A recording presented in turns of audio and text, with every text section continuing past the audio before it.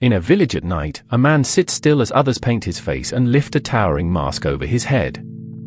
And the moment it settles into place, something extraordinary happens. The people around him stop seeing a man at all. They bow. They pray to him. They ask him for blessings. Because as far as they are concerned, he is no longer a person. He has become a god.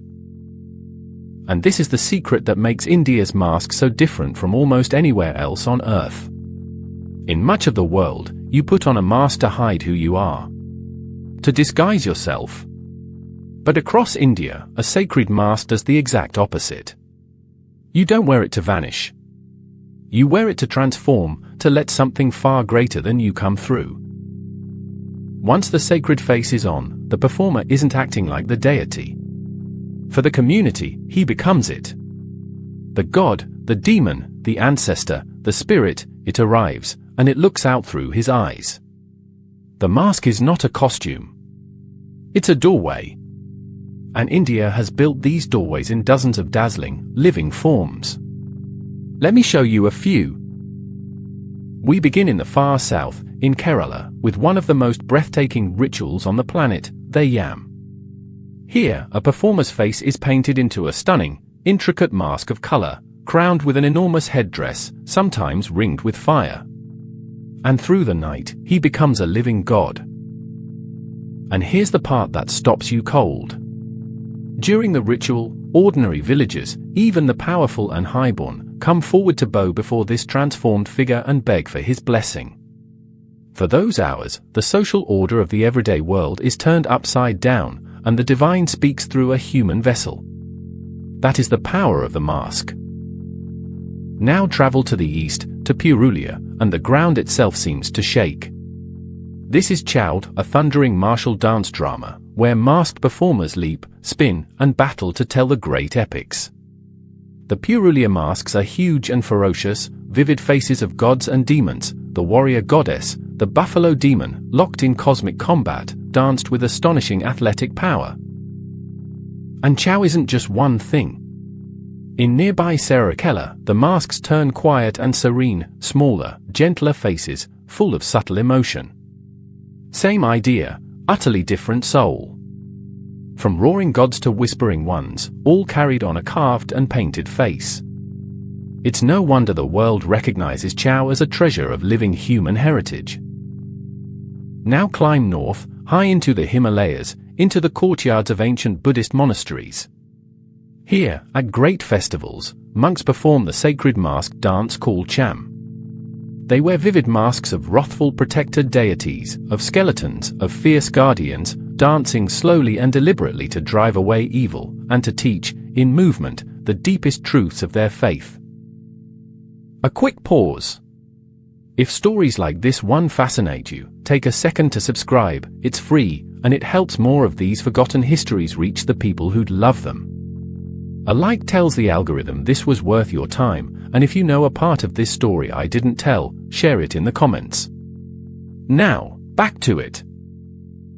Then east again, to Assam, and the world's largest river island, Majuli. In its serene monasteries, artisans have shaped masks for centuries, great faces of demon kings and divine beings, built from bamboo, clay, and cloth. These masks bring the old devotional dramas to life, and the craft of making them is now treasured as living heritage, passed carefully from hand to hand. And along the coast of Karnataka, through the night, another spirit awakens.